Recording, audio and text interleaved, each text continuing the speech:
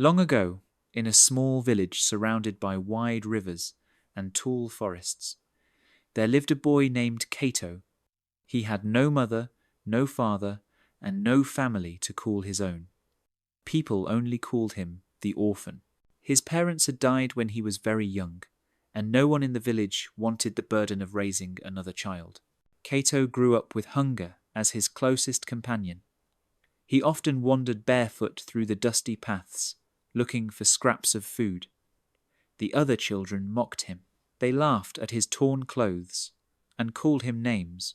Even the grown-ups pushed him aside, as if he was cursed. At night, when the village fires glowed and families gathered to eat together, Cato sat alone under a tree. The sound of laughter from the homes cut into his heart like a knife. He wished he had someone to talk to, someone to care for him, but all he had was the dark sky filled with stars. Despite all this, Cato was not weak. Hunger had made him sharp. Loneliness had made him strong inside. He learned to climb trees, to pluck fruits, to catch fish with his bare hands, and to sleep anywhere without fear. His life was hard, but it built a quiet fire in his spirit. Yet, even with his hidden strength, Cato often whispered to himself, "Why was I left alone? Why does nobody love me?" His heart ached for belonging. What Cato did not know was that fate was watching him. Though the villagers saw him as nothing, destiny had prepared him for something greater. One day, this lonely orphan would stand before kings. One day, his name would echo far beyond the village that rejected him. But for now, he was just a boy with empty hands, staring at the stars, unaware of the journey that awaited him. The village where Cato lived was small but proud. Families farmed the land, raised goats, and fetched water from the river. They looked out for one another, yet never for Cato. To them, he was a reminder of misfortune. Some whispered that his parents had died because of a curse, and they feared it would spread to anyone who showed him kindness. When Cato tried to join the other children at play, they shoved him away. "Go, orphan boy," they shouted. "You don't belong with us." Their words stung worse than the stones they sometimes threw at him. Even the elders treated him harshly. If he came near the market stalls, women shouted at him to leave. If he lingered around the cooking fires, men accused him of stealing food. He was always guilty in their eyes, even when his hands were empty. There was one woman who sometimes gave him leftovers, but even she did it in secret. She would leave a little bowl of porridge near the edge of her hut at night, whispering, "Take it quickly before anyone sees." Cato was grateful, but he felt the weight of shame each time. Why must kindness be hidden? Cato grew used to silence. He learned not to argue, not to fight back. When children mocked him, he walked away. When elders cursed him, he bowed his head. Inside, however, his heart grew heavier with each passing day. He often asked himself, "Am I truly cursed? Will I always be alone?" What hurt most was that nobody ever saw his goodness. Though he was poor, Cato shared the little he had. If he found a handful of berries, he gave some to the younger children. If he caught fish, he offered them to the hungry dogs. But still, the villagers chose to see only an orphan, never a boy with a kind soul. Yet, life has a way of testing those it has chosen for greater things. The cruelty of the village was shaping Cato. Every insult was a stone, and those stones were quietly building the foundation of the man he was destined to become. One evening, after another long day of hunger and mockery, Cato wandered beyond the edge of the village. The sun had dipped low, painting the sky red and gold. Birds flew home to their nests, and the air was heavy with silence. Cato sat near the great baobab tree, staring at the horizon. His stomach growled, but it was his heart that hurt more. "Why was I even born?" he whispered. "If no one wants me, then maybe I am truly nothing." Just then, He heard the sound of footsteps. Out of the shadows came an old man, tall and thin, with a walking stick carved from ebony wood. His beard was white as cotton, and his eyes shone like they could see deep into Cato's soul. "Why do you cry alone, child?" the old man asked, in a voice calm like flowing water. Cato wiped his face quickly. "I am no one, just an orphan. People don't care about me." The old man studied him carefully, then sat beside him under the tree. "No one is nothing," he said firmly. "Even the smallest seed, if planted in the earth, can grow into a tree that gives shade to many." Cato frowned. "But I have no land, no family, no name. How can I be a tree?" The old man tapped his stick on the ground. "Because strength is not given by family or wealth. It is born in suffering. And you, boy, have suffered much. You will one day stand where others cannot. You will protect what others cannot." Cato stared in surprise. Nobody had ever spoken to him like this before. "Protect? Me?" The old man's eyes glimmered. "The kingdom is heading into dark times. A storm is coming, and when it strikes, even the mighty will fall. But out of that storm, one unexpected soul will rise. Remember, child, sometimes the stone the builders reject becomes the cornerstone." Before Cato could ask what he meant, the old man rose and slowly walked away into the dusk. Cato wanted to follow, but when he turned the corner, the stranger had vanished, as if swallowed by the night. Cato stood still, heart pounding. He didn't fully understand the man's words, but they lit a tiny flame inside him. For the first time, he wondered if his life had meaning after all.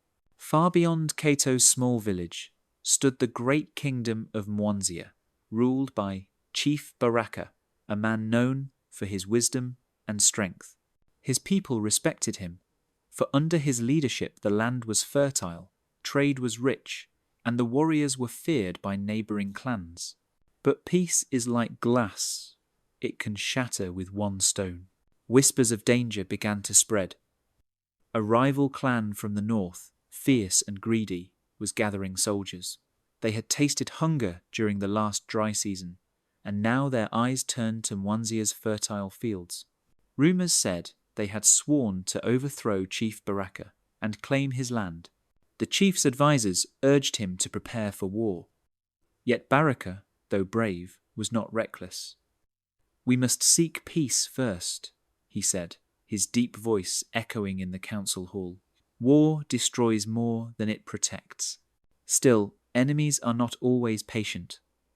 One night, as drums echoed across the hills, scouts rushed to the palace gates with urgent news. The northern clan was already on the move. They had burned villages on the borders and taken prisoners. The kingdom shook with fear. Families fled toward the capital for safety. Mothers clutched their children. Farmers abandoned their fields. Chief Baraka, however, stood tall.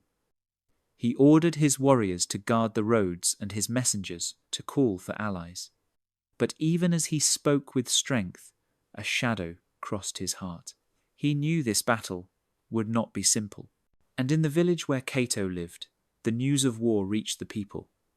Men sharpened spears, women gathered food, and children whispered about enemies who drank blood. Cato listened quietly as the villagers spoke with trembling voices. Though they mocked him daily, he could see the fear in their eyes now. Even the proudest men looked small before the threat of war. Cato remembered the words of the old man beneath the baobab tree. "A storm is coming. One unexpected soul will rise." His chest tightened. Could this storm be the war? And what part could a poor orphan possibly play in the struggles of a great kingdom? The answer would come sooner than he expected. The days that followed were filled with tension. Smoke from distant villages darkened the horizon. Travellers brought news of raids and ambushes. The enemy was moving closer, like a lion stalking its prey. In Cato's village, fear turned into selfishness. Families stored food in secret. Neighbors no longer shared water or firewood. Even children stopped playing in the open, hiding instead behind their mother's legs. As for Cato, life did not change much. He was still alone, still hungry, but he noticed something strange. For the first time, the villagers looked weaker than him. They trembled with every rumor. He did not. He had lived with fear all his life, and now it seemed he was stronger than those who once mocked him. One evening, as the village gathered around the fire, a messenger arrived on horseback. His face was pale with dust and sweat. "The northern warriors are near," he cried. "They have captured traders on the river road. Even Chief Baraka himself may be in danger." A gasp spread through the crowd. The thought of the mighty chief falling into enemy hands shook everyone to their core. That night, Cato could not sleep. He sat again under the baobab tree, staring at the stars. The old man's words echoed in his mind. "You will one day stand where others cannot. The stone the builders reject becomes the cornerstone." Cato clenched his fists. For so long, he had waited for someone to care for him, someone to protect him. But what if destiny was asking him to protect others instead? His heart pounded with both fear and courage. He had no spear, no shield, no family name. Yet he had something no one else did, nothing to lose. The thought grew inside him like fire. If Chief Baraka truly was in danger, perhaps he could do something. Perhaps the orphan, the boy nobody wanted, could step forward when others stepped back. By dawn, Cato had made his choice. He would leave the village and head toward the heart of the kingdom. He did not know how, but he would find a way to help. For the first time in his life, he was not running away, he was walking toward his fate. At sunrise, Cato slipped quietly out of the village. No one noticed, and no one cared. With nothing but a small bag of dried roots and a gourd of water, he walked toward the distant hills where the kingdom's capital lay. The path was long and harsh. The sun burned during the day, and the nights were cold and full of strange noises. But Cato did not complain. He had survived worse in his village. Now, every step forward felt like he was walking closer to the meaning of his life. On the second day, he passed through a forest. The tall trees whispered with the wind, and monkeys leapt from branch to branch above him. Cato found wild berries and drank from a stream. Though alone, he felt the forest itself was guiding him. But danger soon tested his courage. As he crossed a rocky plain, he heard growls behind him.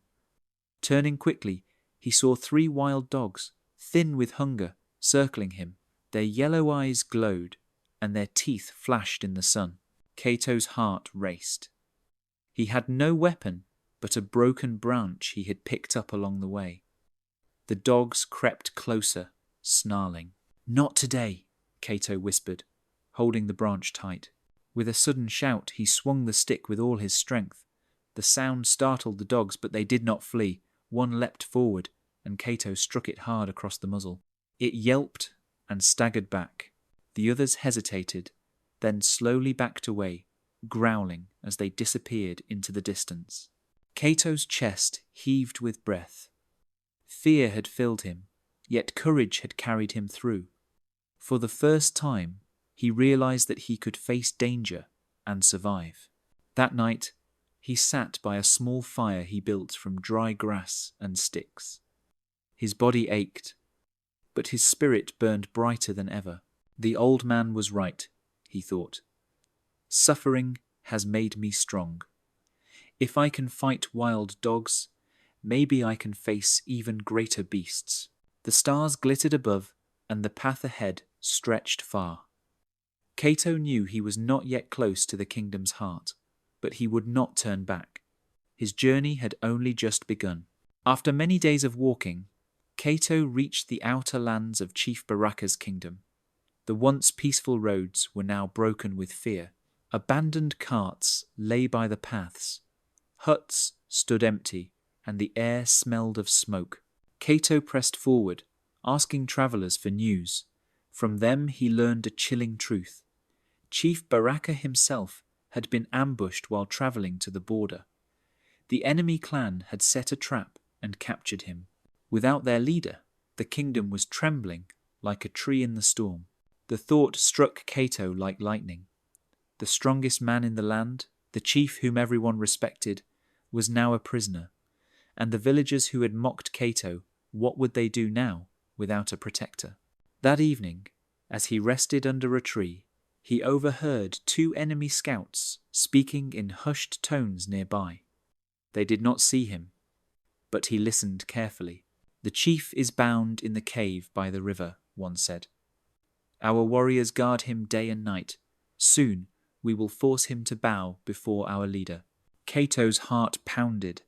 A cave by the river, that was where Chief Baraka was being held. Fate had led him to this knowledge. He knew the place.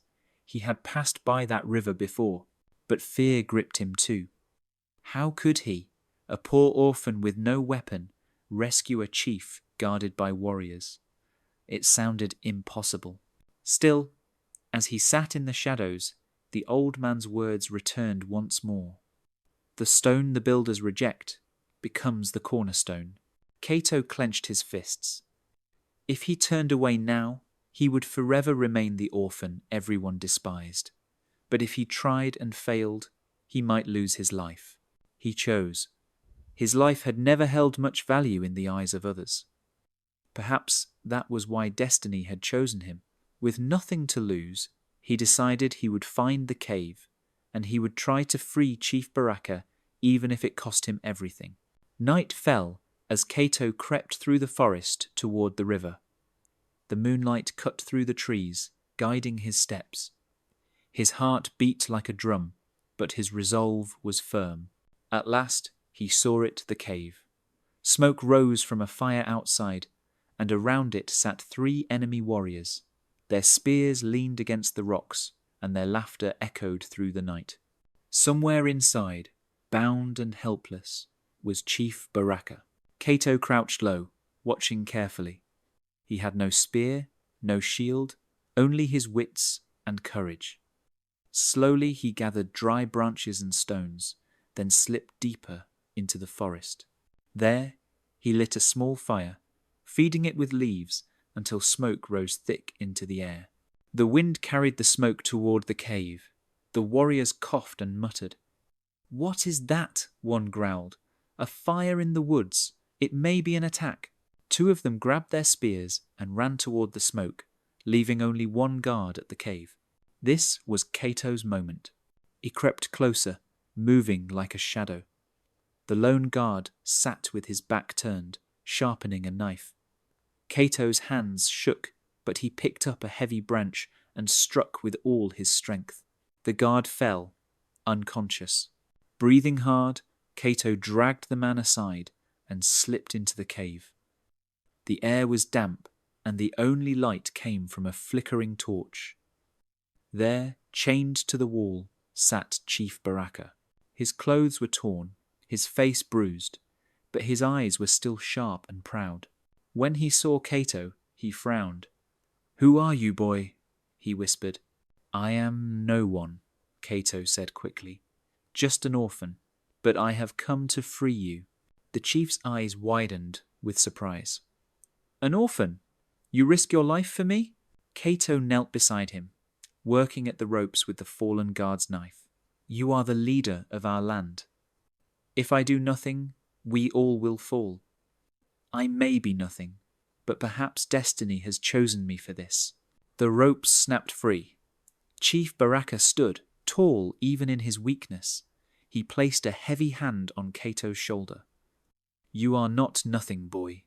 Tonight you are braver than all the warriors of Mwanzia."